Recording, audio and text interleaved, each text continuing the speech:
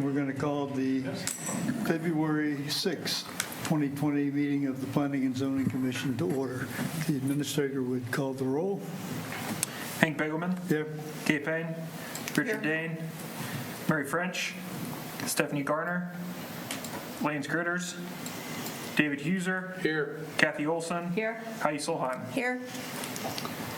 Okay, we'll go to the approval of the agenda of the January meeting, or of tonight's meeting, rather, the February 6th meeting.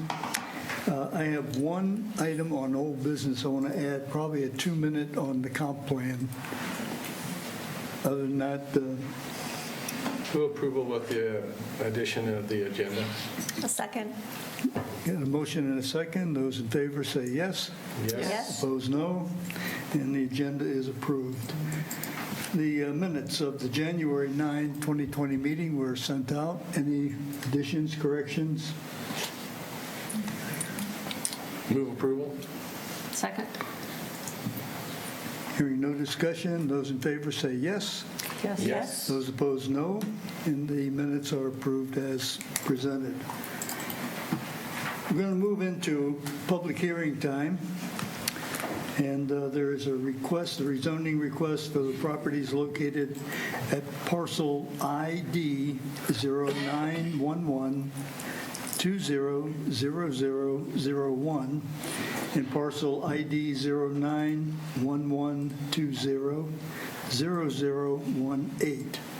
And if the administrator would give us a fill-in on this. Yes, so if the commission will pull up the current aerial, the two properties that are being requested to be rezoned are highlighted in yellow. They're the two properties bordering the Cedar River Parkway. And actually the way that they lay right now, they include the Cedar River Parkway. The city is the applicant in this instance, and we're requesting to rezone these from A1 agricultural to R2 residential use. If the commission pull up the current zoning aerial, you can see that, again, the two properties in question are highlighted in yellow, and you can see that they're got the green zoning, so that signifies the A1 zoning. The properties to the north of it are all a lighter shade of blue. That's R2 zoning. That's the zoning that the city is requesting to rezone these properties to. Currently, there are some plans in the works to potentially place a ball diamond on these properties. That would be a permitted use in an R2 district. However, we look at this as we'd like to have all of these properties zoned R2 instead of ag, because it gives the properties more of a chance to be developed in the future, whether it be residential. R2 residential allows for single family housing along with duplexes. So we're not talking high density housing. It's low density housing, which would match with the rest of the neighborhood, the surrounding neighborhood. Staff's recommendation is to approve the rezoning request for these two parcel IDs. Okay, thank you. We're going to open the public hearing, and just a few of the ground rules on this. Anyone is welcome to say whatever they have to say. If people are involved, we'd like to hear it. We limit the time at the microphone on the initial round to about 3 minutes, but you can come around again after everyone who wants to say something has had a chance to do it. So with that, the public hearing is open. Anyone who would like to say something? On the first public hearing, right? First one. Yes, correct. It's very hard for me to hear you people up there. That's on the first one. Correct. This is the Still on first. the first one. Yes. Please, just come up and please speak into the microphone, give your name and address, and we'll go from there. Do we need to check with our audio person to see if we need to crank it up a little bit in here? If we speak into the microphone, does that help? Yes. Yeah. My name is James Reed. I live at 606 Crestwood Avenue. It's the acreage in the top right-hand corner of the L shape of light blue shading. Yep. I am opposed to the development or the switching from agricultural to R2 zoning for the baseball diamonds. I have spoken with Garrett and voiced my concerns. I opened dialogue at his request for a potential buyout of my property. I have not heard back. So without further information, my vote is no. Thank you. Thank you. Anyone else?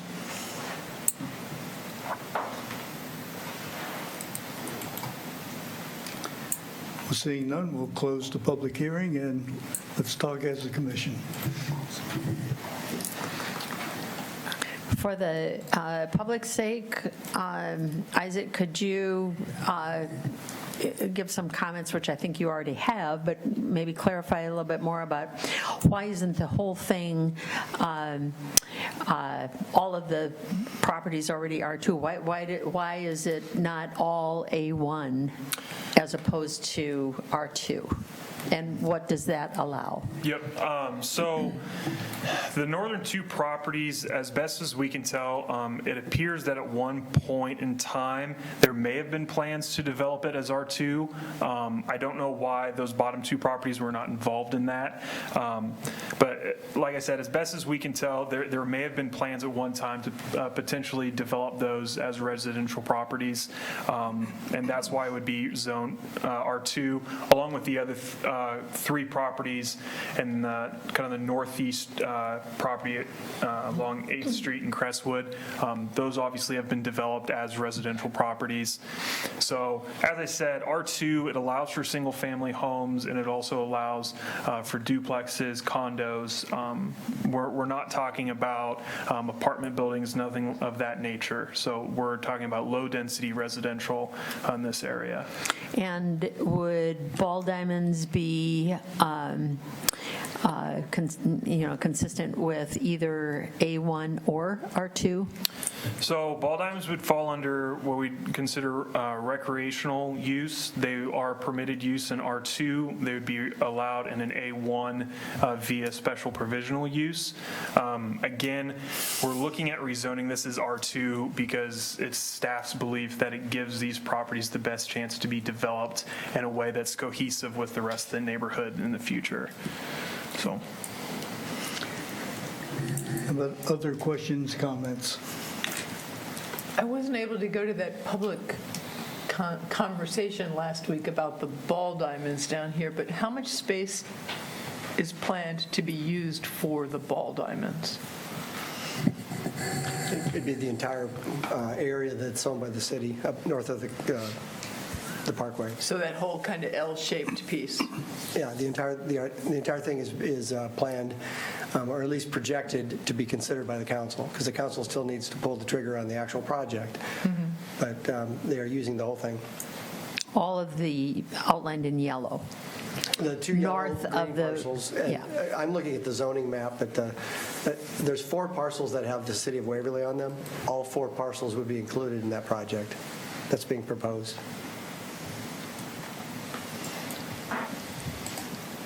So if the ball diamonds are going to be using all 4 of those pieces of property, what difference does it make if it's R2 or A1?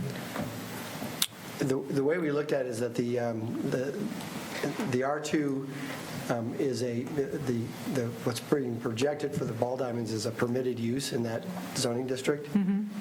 But if that project does not come to fruition, or if a decision is made to do something else, we would prefer this area to be an R2 district. The city's kind of held on to this property for quite a few years with the idea that we want to see when ball diamonds are built.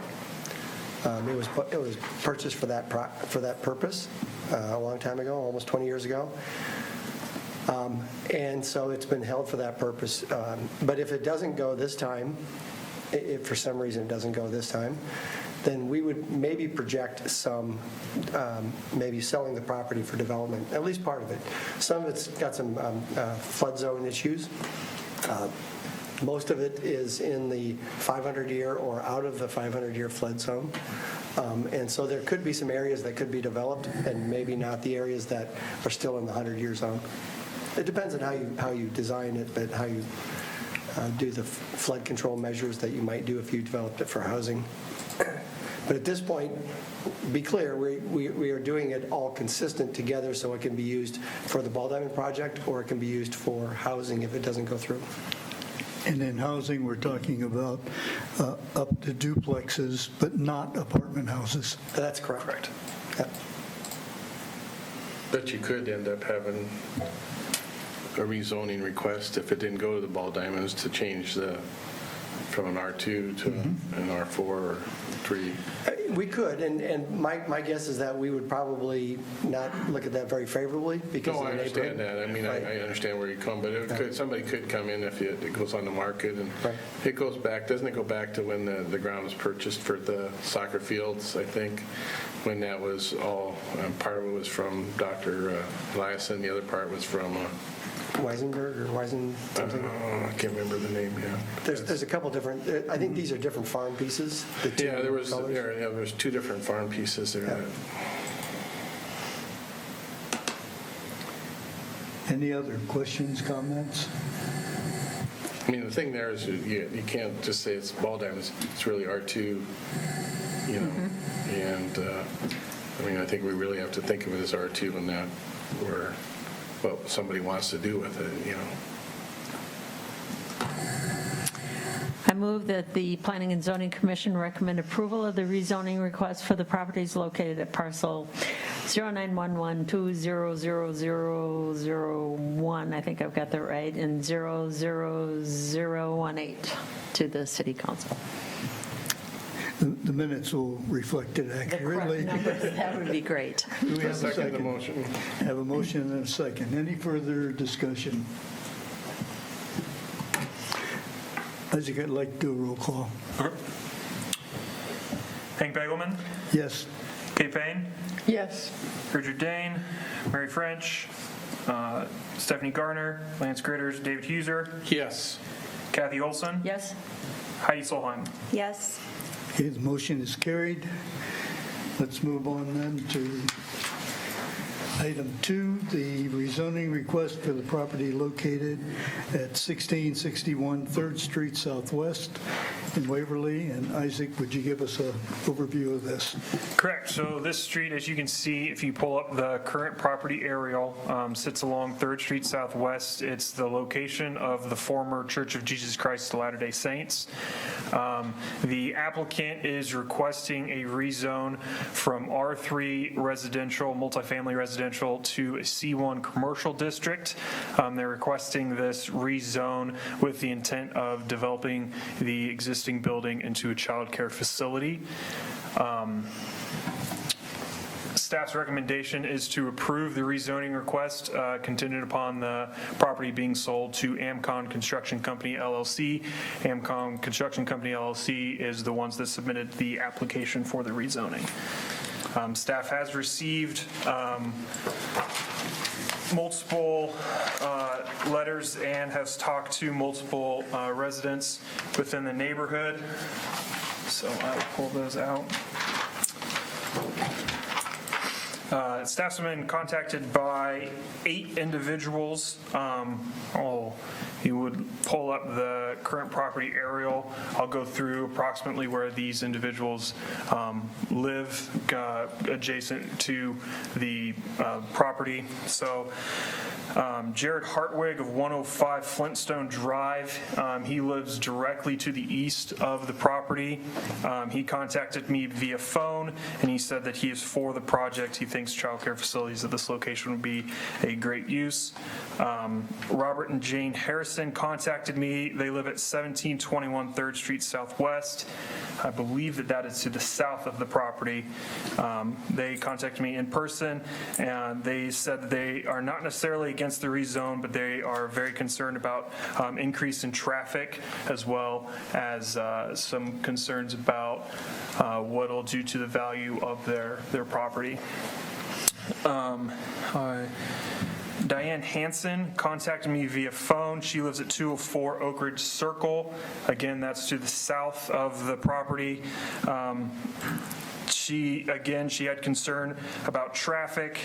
She said that there's already a problem with traffic with the golf course to the south of the property. Ed Adams at 1601 3rd Street Southwest, Unit A is to the north of the property being requested to be rezoned. Again, concerns about traffic. Eugene Downing at 1601 3rd Street Southwest, Unit E, again to the north of this property. Traffic concerns as well as devaluing homes, concerns about that. Then we had two more individuals that contacted me via phone that live in the condos to the north of this property, and they both have concerns about traffic as well as home concerns. And then we had one individual that I believe that they are here tonight, but they wrote a letter that they would like to have read to the commission. This is from Jim and Jan Mayman. They live at 601 3rd Street Southwest, Unit F, which again I believe is to the north of the property. So the letter reads as this: Dear Isaac, we definitely do not want 1661 3rd Street Southwest Waverly changed from R3 residential to C1 commercial. We do not think it would be a good idea to spot zone this lot to commercial when it's surrounded on three sides by a huge new residential area. Having it zoned commercial would devalue our homes in this area. Also, most of the condos, duplexes, and homes that are north and south and even east of this lot are owned by retired people, and we don't need all the extra traffic that a daycare center would bring to the area. Many of us would have a hard time backing out of our driveways onto 3rd Street Southwest because of the increased traffic when they bring or pick up their children from the daycare. If this center cares for up to 100 children, our quiet residential neighborhood could become very noisy and full of extra activity. We love children, but probably not 100 children in a daycare facility which has been placed in our enjoyable residential area of Waverly. Please keep the commercial zoning on the west side of 3rd Street Southwest, where the rest of the commercial buildings are located. Also, please share our letter with the members of the Waverly Planning and Zoning Commission, as well as all the city council members. Sincerely, Jim and Jan Mayman. Thank you. Well, we'll open the public hearing, same ground rules as before. Anyone who would care to speak, please come up now.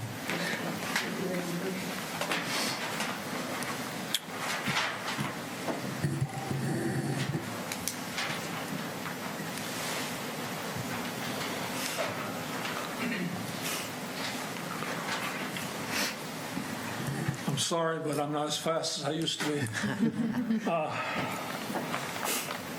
Thanks for the opportunity to speak into the Planning and Zoning Committee. I have a few notes I thought of this afternoon, and I'd like to read them to you. Would you kindly tell us your I'll name? stand closer. Please. No. You have the same problem I do? Pardon? Your name. Oh, Jim Mayman, Thank you. 1601 3rd Street, Unit F. Thank you. I'll read this letter here.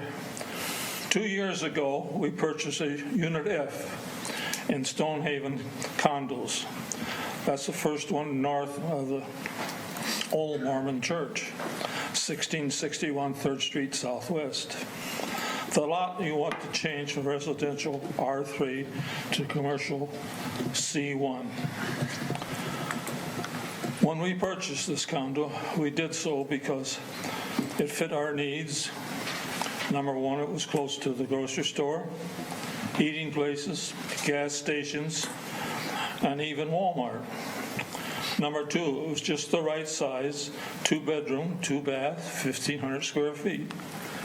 Number three, it was in the right neighborhood. Many condos, duplexes, and homes that are occupied by others who are retired. We wanted to buy in a quiet neighborhood that we could live in for the rest of our lives, or the remainder of our lives. 4, it was zoned correctly, residential, and we didn't have to think about something commercial next door. Never thought we would have to fight City Hall to keep it that way. We have always lived in Waverly, raised our 3 children here, and both of us worked in Waverly. No, we didn't have much when we first were married, But we worked and we skimped and saved, and when we retired, we could have a home like we have now. We do love children, but not 100 next door, coming and going every day. Every day, 3rd Street Southwest will be exceptionally busy every morning between 6 and 9 and in the afternoon. The residents, including myself and around us and my wife, who live on 3rd Street Southwest, will have a very hard time backing out of our driveways into 3rd Street traffic. We are old enough to remember when the second home edition faced some of these problems. When Carver's Restaurant went out of business on West Bremer Avenue, and a daycare center and a motel were built next to the housing addition, the value of their homes went down, and we think our property will be devalued too. When you make your recommendation tonight to the City Council, we ask that you recommend that they have it as residential as it was originally planned. Jim Mayman. I might add that I'm not ready for a family of 100 moving next door. Thank you. Anyone else? Thanks for listening to me.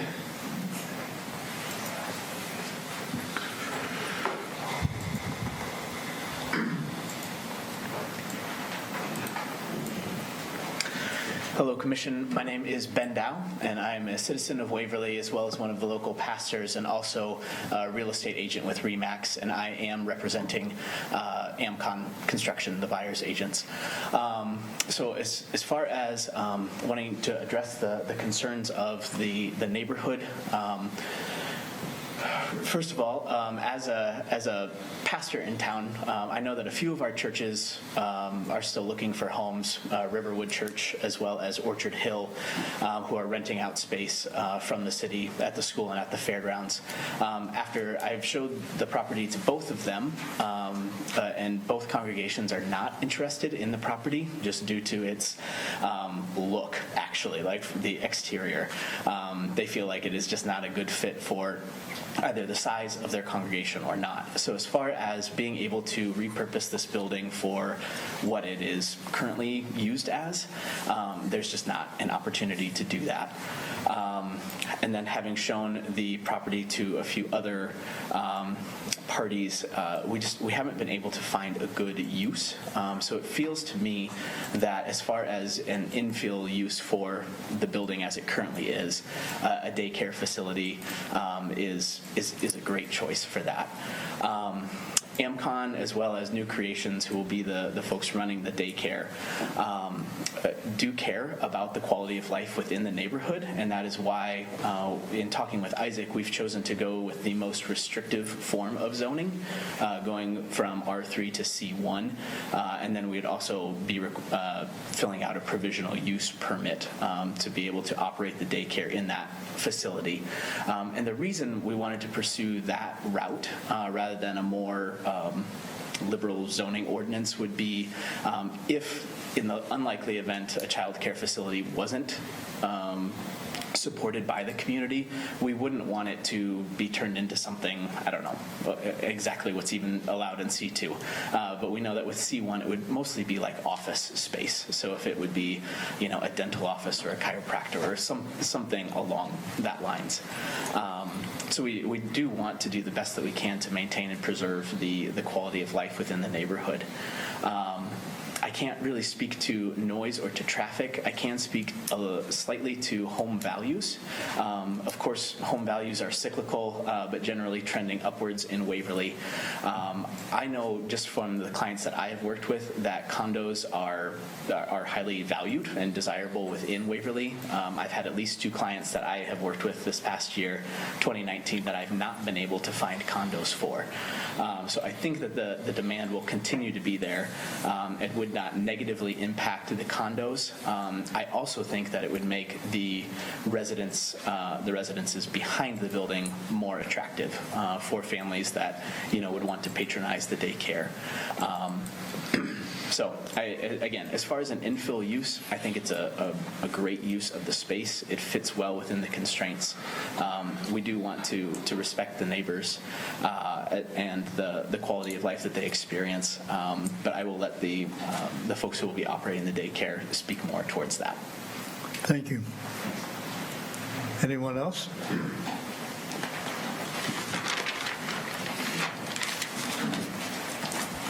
Good evening. My name is Ken Burrow. I'm here with my wife, Beth. We are both teachers at Waverly Shellrock High School, and we would be the eventual operators of the daycare. So I would just like to say that we have a real passion for children and for families, and that is why we were interested in doing this. And also, we understand that Waverly, from many sources we have heard that there's a great shortage of quality child care in Waverly and all across the state of Iowa, as a matter of fact. So we would like to fill at least part of that need here with this daycare. And just to address a couple of the concerns, one is traffic. I think if you look at the people that would be coming to the daycare, they would be able to easily get there right off of, I think it's a perfect site actually. So if they come off the main street there and come right down to the daycare, it's very easy to get there and right off. And also much of the traffic may actually come from the neighborhood behind, where there's a growing number of families there who could come, and it wouldn't cause any more traffic because they would be coming that way anyway. And as far as the noise, at no time would there be 100 children out running around the property. Most of the time they would be spent inside. There would be able to come out to a small play area outside, but at that time, the most children that ever be outside at one time would be like 20 kids. For a short period of time, and that would be like mid-morning and then mid-afternoon. So we feel like it is a great location for this, and we hope you consider approving it, because we feel like this is a real passion of ours, and we love children too. And I think actually I'm kind of excited to be located next to where retired people are, because I actually have a sister who actually runs a daycare up in Minneapolis, and she is located in a very similar situation, and she says that the residents around there love the kids. They actually come and volunteer at the daycare and think it's a great thing to have there. So we just feel like it's a great opportunity for Waverly and the families of Waverly. So I hope you approve this. Thank you. Anyone else? Can I speak on that? Of course. Yes. Can we put the map up on the screen?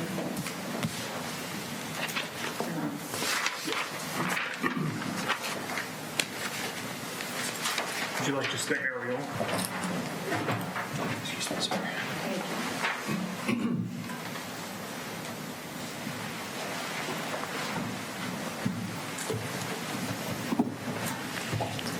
I just want to add that we're not lacking commercial area in our city of Waverly. And I see personally no reason why we have to add another section in the middle of a residential area as commercial, when there's plenty of room available around about us. Thank you. Anyone else?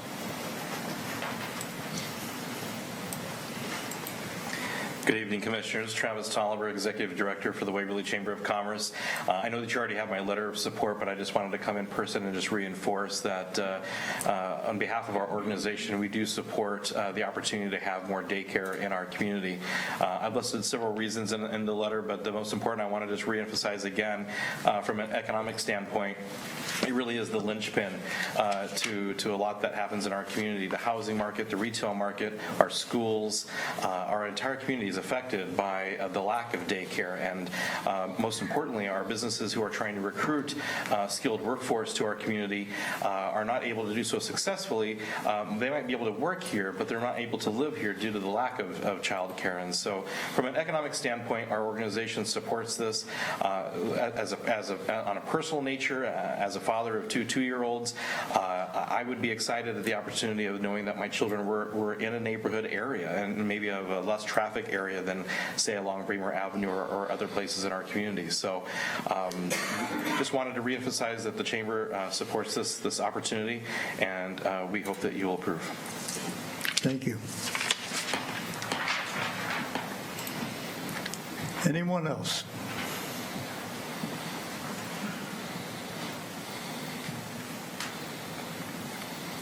Hearing none, we'll close the public hearing. And Commission? I guess I'm trying to think back to some of the discussions we had with changing our zoning regulations, and it seems like a lot of communities do put like childcare and churches almost more in residential areas because that's where the demand for some of those are. I also am a guest member of economic development, and we've spent the last couple of years really talking about what are the challenges that Waverly faces. Started out with affordable housing, and it quickly moved into having childcare. I know at the hospital, for us, we are continually trying to recruit employees, and we love it when we can bring them into Waverly because they're more likely to show up when there's snowstorms and other things that are happening, but we continually hear how difficult it is to, get in. Like we kind of joke about it in Waverly, the daycare, people that run the daycare know who's pregnant before anybody else does, before grandma and grandpa does, because they want to get them on the list. So I understand the concern. I don't know if traffic would be worse than what it was if it was a church. Also, I don't like seeing a building sit unused for a long period of time. I think that becomes bad for the community and bad for the area from there. Ken, my concern is busing and how you're going to work that busing situation there, the other daycare.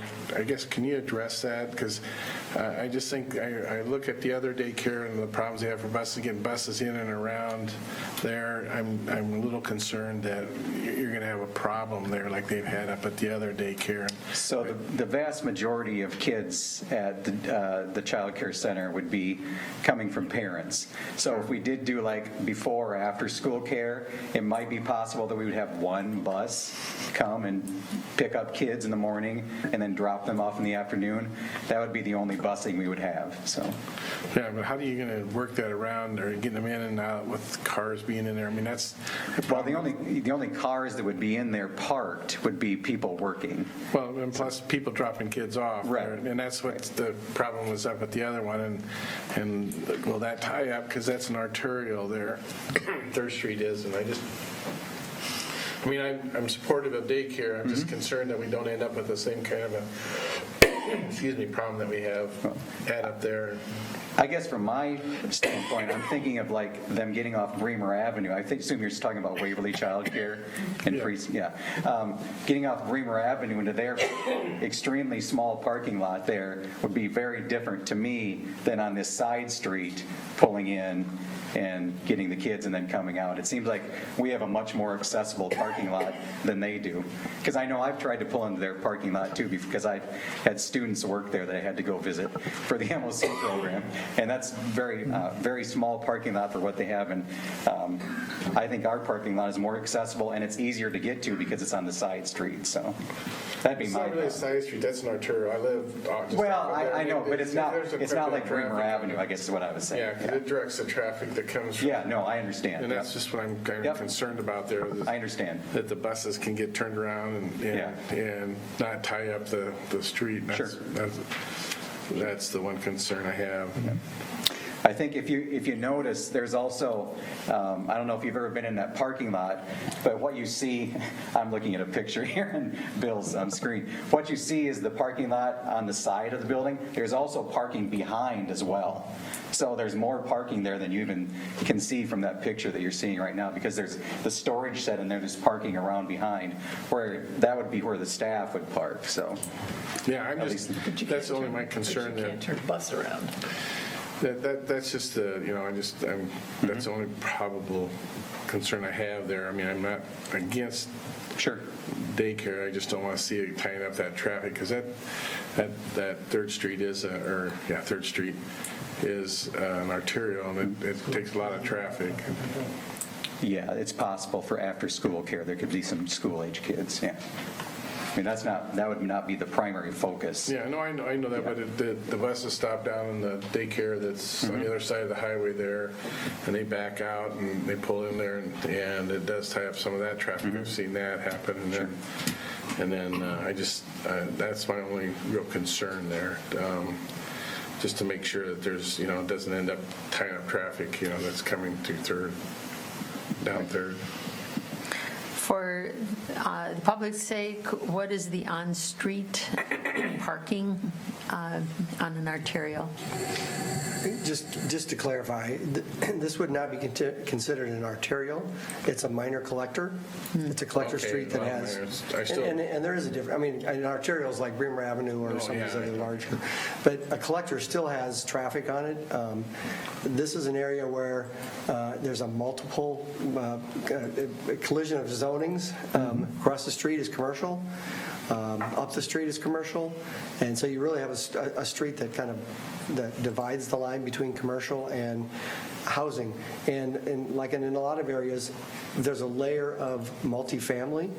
So the units to the north of this particular property, I think there's going to be 14 units total on one area. That's a high density place. The ones to the south have two duplexes, and up the street are all duplexes. Across the street, kitty corner, is the new insurance office building. And across the street is the Spun and Rose. And we all know that there is some traffic on that road, those of us who drive it every day. I know there's a lot here that do that. But when you really look at it in comparison to an arterial like 4th Street or Bremer Avenue, it isn't that busy. I mean, you don't have to wait long to get crossed or to turn or to get onto it. This is a dilemma when you have a property like this with a church that a lot of times now we consider to be commercial type uses, especially the types of churches that are large, that have a lot of activities every day. I don't think this necessarily has been treated that way. I don't think their church was one of those that was active every day with full parking lots, that kind of thing. But we do kind of look at churches as being more of a commercial use now because of the size of churches and the activities that are conducted there. We were concerned that this church would not be, if it wasn't picked by one of the churches that were people that were looking for churches, that it could go unused for quite some time. And it's being zoned housing doesn't mean it's proper for housing. It probably would be very difficult to be a housing project itself. If we were looking at an empty lot between housing developments, this may not be the right decision to make, but the building already exists. And it's a commercial type building as opposed to a housing structure. So it really needs to be, it needs this kind of use really when it comes down to it. I think a use that can actually assimilate into the neighborhood. One of the things that somebody told me was if a church conducts a daycare on their site, would that change their use from the church use to the commercial use? And I would say probably not. So had this church opened its own daycare, it would have been compliant and would have been able to conduct that daycare as a part of its outreach to the community.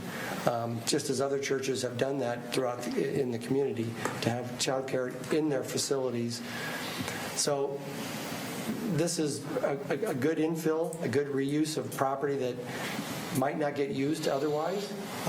It fills a need. I know we have 1,360 children in Waverly between the ages 0 and 11, and we only have 662 child care spaces available. So we are really at need when it comes to child care. And we know that there's an expansion going on at the Waverly Child Care, and we understand that they have a waiting list of about the same amount that they might be adding. So it's probably not going to, it's going to help, but actually having a couple come online will be really great for us.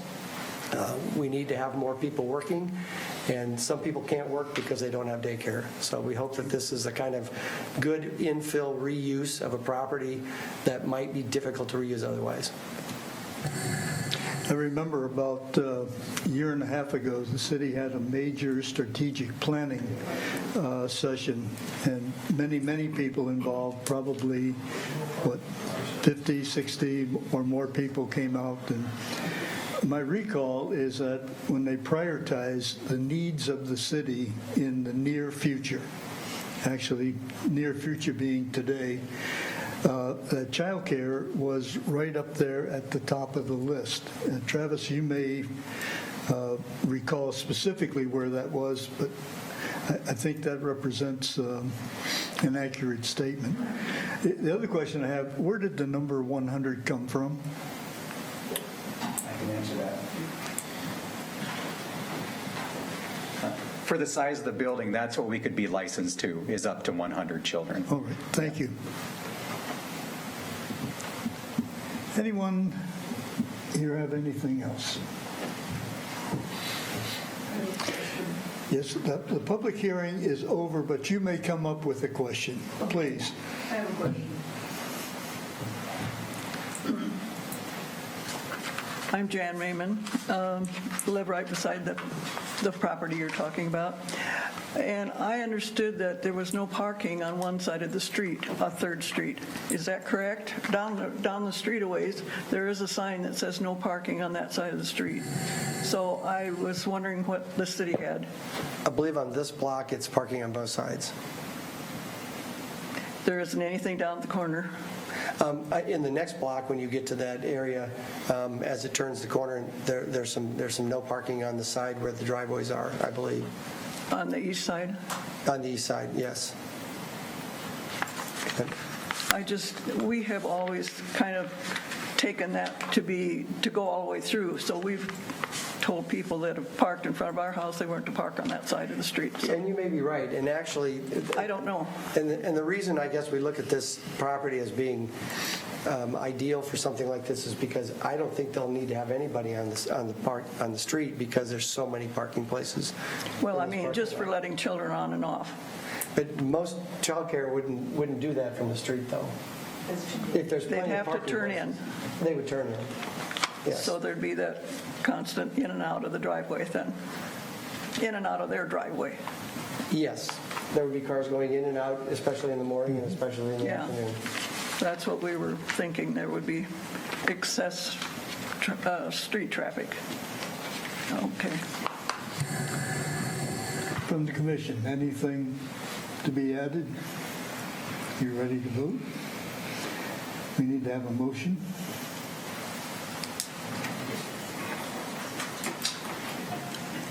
I'll move that Planning and Zoning Commission recommend approval of the rezoning request for the property located at 1661 3rd Street Southwest, Waverly, Iowa, to the City Council.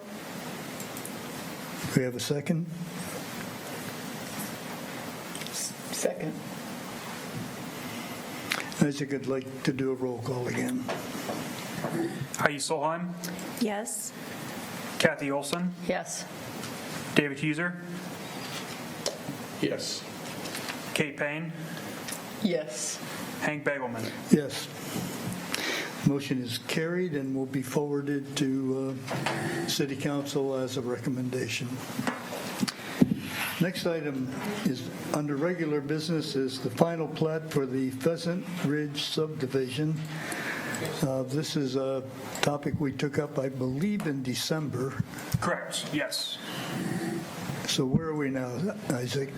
Okay, so in December, we brought the preliminary plat before the commission. That went through city council. It was approved, and now they're submitting the final plat for the subdivision to be approved by the city, and then it'll go through the county requirements for their subdivision. So I would direct the commission to the current property aerial. I've highlighted the property in blue. They're subdividing essentially the northeast corner of this kind of a Y-shaped property. If you pull up the final plat and then go to page 3 of the final plat, you'll see that they're creating 3 lots, lots 1, lot 2, and lot 3. They're all pretty much the same, 175 by, looks like 341 approximately. They've got the lot area breakdown on the left side of page 3 of the final plat. Again, when the preliminary plat came through, this commission recommended to approve the preliminary plat, and then it was also approved by city council. Due to those reasons, staff recommends approving the final plat. It should be noted, this is a property outside of the city limits in that 2-mile zone. Correct. And it's good to see us and the county working together.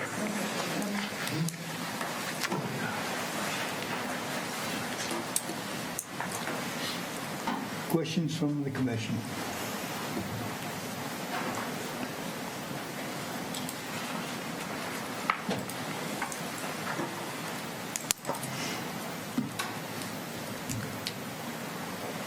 So the plat is really only covering that upper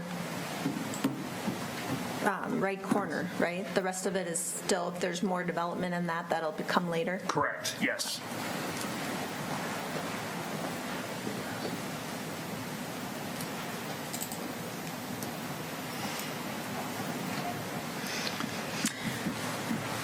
I move that the Planning and Zoning Commission recommend approval of the final plat for the proposed Pheasant Ridge subdivision to the city council. Second? Second? We have a motion and a second. Any other discussion? I think just a note that says we're pleased that there's this relationship, that we're paying attention to this together, so that's good. Those in favor say yes. Yes. Those opposed, no. And the motion is carried. I want just one moment on old business. Before we go to old business, I would like to make one comment regarding the rezoning request for the 1661 with the child care facility. That will be coming back to this commission. With it being rezoned to C1, they would still be required to have a special provisional use. So they would be required to come back to this commission, receive a recommendation from this board, and then it would move to the Zoning Board of Adjustments. And the plan currently is that process will happen as soon as the rezoning is approved by City Council. Okay. That's good. The piece I had for the old business is we've been talking about the comp plan, and that this is the year that will kick off the beginning of that once every decade effort. And as most of you know, it takes well over a year of work to make this happen. What I pulled out of my old file was the request for a proposal back from July of 2020, or no, 2010, sorry. For 2010, because we're going to have to begin thinking about how we're going to fund this. We need to let the city know what we're going to need. It's a fairly short document, and the last page of it has a schedule of things to be done. And they start the beginning of this summer. Tim? Yeah, sorry. The last page of it has a time schedule on what they had 10 years ago, and it started with the sending out of RFPs. So we need to be working with our staff and with the city council so that they know this is coming up. You'll notice it takes until the fall of 2021 to get this process wrapped up. But I think it puts us on notice that we've got a lot to do and not a lot of time to do it in. So is this factored into the budget, since they're working on the budget right now? There's a line item or something in there? Actually, no, this is, we were planning on having this in the budget year 21-22, So another entire year? because we're on the 2021 budget this year, and we did not put it in this budget. No, but aren't you starting to work on the budget for? That's Yeah, for 2021. For 2022, for 2021. So we'd be doing it this next time. We'd be doing the This year- summer of 20, Next year at this time. yes. No, So no, that puts us a year An late. entire year? yes. That puts us a year late in being on our 10-year cycle.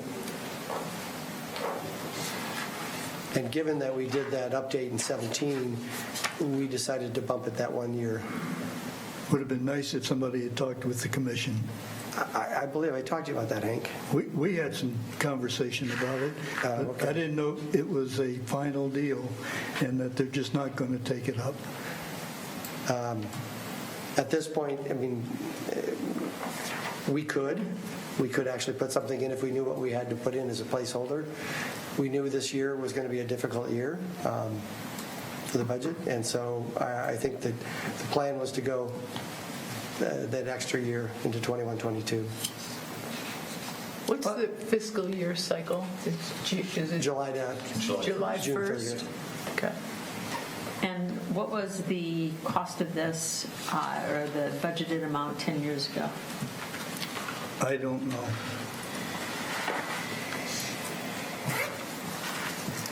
Is it 10? Did Intercog win the RFP? Intercog, Where was it? yeah. For some reason, I don't know, 10,000 rang a bell, but I could be wrong. I'm thinking it'll be probably double that. I was, That wasn't was it, Yeah. but 10 years ago, was it only 10? Yeah, I don't know what it was in 10. Yeah, I'm sure it'll be more than, 20 now, but maybe it'll go clear back into 97. I just remember in 10. What did they charge for the review that they did? Was that like 8 or 10? It Yeah, seems like it was 8 or close- 10 when they did it. Yeah, it 2 was years pretty ago. close to that. Does the budget to do the comp plan have to, is it based entirely on the cost for the consultant? Yes, So the staff time is not part of the budget it for is it? not. So to Hank's point, conceivably, the sending out the RFP, the reviewing the RFP, coming up with the interviews for the RFP, everything, all that preliminary stuff that takes a couple of months, interviewing them could happen prior to July 1st of 2021, Right, so next year at so this that we time, could get closer to being on cycle.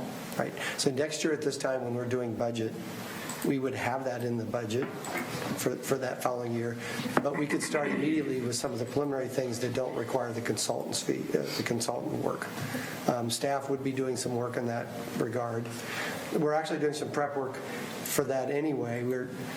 We're still working on some adjustments to the zoning code that we wanted to get in place to make the plan go a little smoother as far as when we get to that point. And I wanted to give Isaac a little chance to get acclimated to the city and what's going on around the city. And we were mindful of the shortness of the difficulties of our budget year this year, so it was one of those decisions that I think that was made not just by me in this regard, but and not necessarily by this group either, but by the budgetary Well, discussions it we had. absolutely was not made by this group. I realize that. So if we would take this timeline and move it back by about 6 months or 5 months, might. I don't think it helps us budget-wise, though. But if we started in November, when does budget get really heavy? Is it about February? Budgets right now, we're between the two budget meetings with the council. Saturday is our second meeting, and then the hearings start in February, and then finally in March is the final budget. I'm just wondering how long a company would hold an RFP open for? Or so like if they win the contract, will they wait 9 months to want to start the work? I don't know. If we work with Intercog, it's a little bit different. If we were going to put it out to bid, generally we would probably work with Intercog because they have so much information with regards to the city's the details that it makes more sense to use them as a consultant. First of all, they're usually a little bit less expensive, and they have people on staff that are doing so many different planning issues for other parts of the county and the city that it makes sense. And we had a budgetary item this year for the housing rehab grant that we're doing. So we had that $15,000 that we're putting in this year's budget to cover the city's match for that, which is why we didn't then go into determining to do this in this year. So there was different things that we considered, and if I apologize if we should have maybe had this full discussion with you folks, that would have made some sense. The intercog piece of it that you talked about, do you have to send out an RFP if you're going to use intercog? I mean, how does that work? You're making What we would generally do is we would ask them to put together a proposal for us. And other organizations would also be invited? We could do that, yes. Again, Are it you depends. required to put out RFPs to more than one organization? We are not. Okay. Just like we did the housing study with Intercog this year, we're able to hire consultants without doing RFPs. Because it's professional services. Yes. I think just for the history of it, we used to do these every 5 years, full comprehensive use plans. And I don't know, my first one was 2005. I don't know about you, Dave. I was involved with the first one. Yeah. That we did, whatever that, 97. It was back in the 80s or maybe even before that. No, I think the first one was in the 90s, mid-90s. And we have used some outside providers, found a very satisfactory relationship with Intercog because they're doing a lot of these and they're not having to reinvent the wheel, and especially when things like the smart planning legislation came into play, 10 years ago. We also dropped off the 5-year schedule because we felt if we did a planning review in the midpoint, that would be a good way to save city resources but still keep us on track. I think to talk about the last time being 2017, that's simply when we got finished, but it's still a midpoint that's supposed to be tied to the census. Anyway, it looks to me like we may as well just put this away for a year.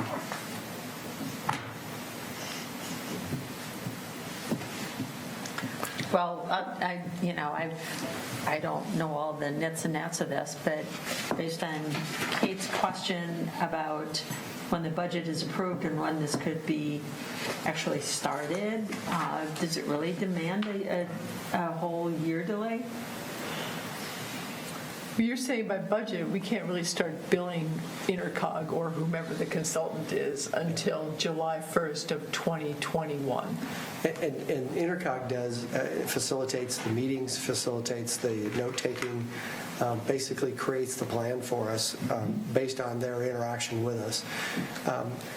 The other thing I guess I would say when you talk about the census, we wanted to make sure we had full use of all the information that comes from the census in a particular year in which we start our plan.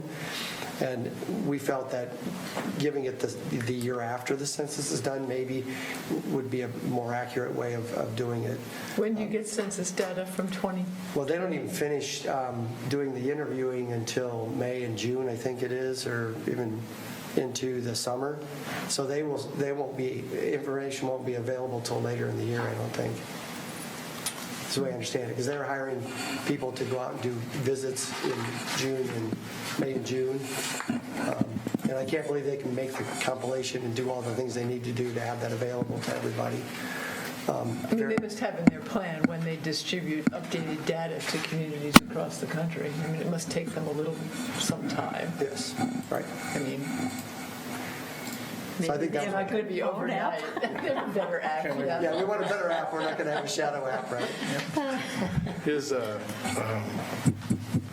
who's the Intercog that we worked with? Who's the guy from Intercog that we, So the Bureau's Brian, is he still? Brian Schoen. Yeah, Brian, he's still, can we still get him since we worked with him? Brian's still there. I think he's going to be there for a few more years, yeah. Well, It probably I mean, won't because he be. has so much history with us, I think it would be great to have. So according to Google, the Bureau is planning to release new census data beginning spring 2021. Yeah, so we wouldn't even have it till then. So that's a fairly good argument for putting it off. Yep. In my opinion, anyway. I mean, And if we're committed, assume yeah. census data supports this.